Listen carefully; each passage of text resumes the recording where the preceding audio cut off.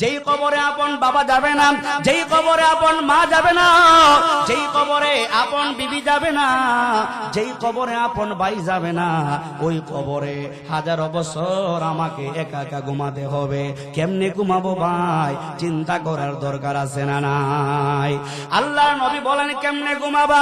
আপনার ঈমান যদি মজবুত হয়, আপনার আমল যদি ভালো হয়, আপনার ঈমানের কারণে, আপনার আমলের কারণে আপনাকে কবরে যখন দাফন করা হবে, আল্লাহর নবী বলেন ঈমানদারকে যখন কবরে দাফন করা হবে, আল্লাহর পক্ষ থেকে মুনকার নাকির ফেরেশতা আসবে, আয়েশা তিনটা প্রশ্ন করবে, তোমার রবকে? আমাদের রবকে?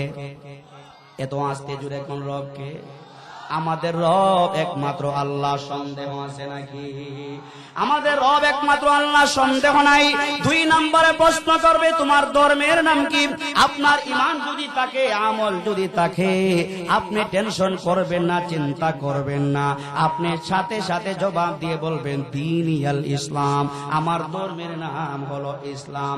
এবার তিন নম্বরে প্রশ্ন করবে বান্দা তোমার নবী সম্পর্কে তোমার ধারণা কি?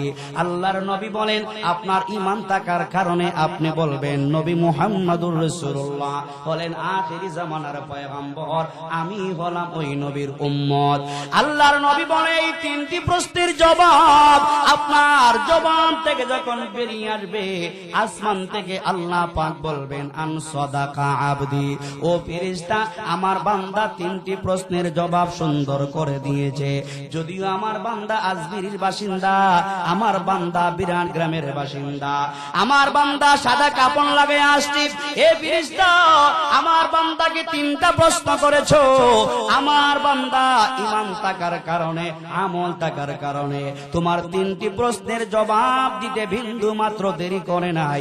ও ফেরেশতা আমার বান্দার গায়ে আজমিরগঞ্জের সাদা কাপড় লাগানো আছে, একটা কাজ করো আমার বান্দার সাদা কাপড়টা সরায়া দাও, আর তুমি জান্নাতে যাও, জান্নাত থেকে আমার বান্দার জন্য জান্নাতি পোশাক হাদিয়া নিয়ে যাও।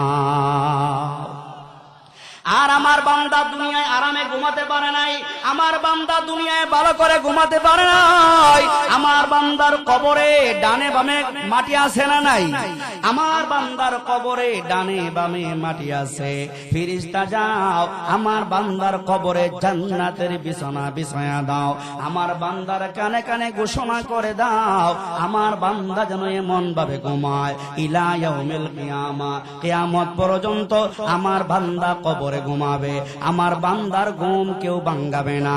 ও মুসলমান ভাইরা, শুধু তাই না,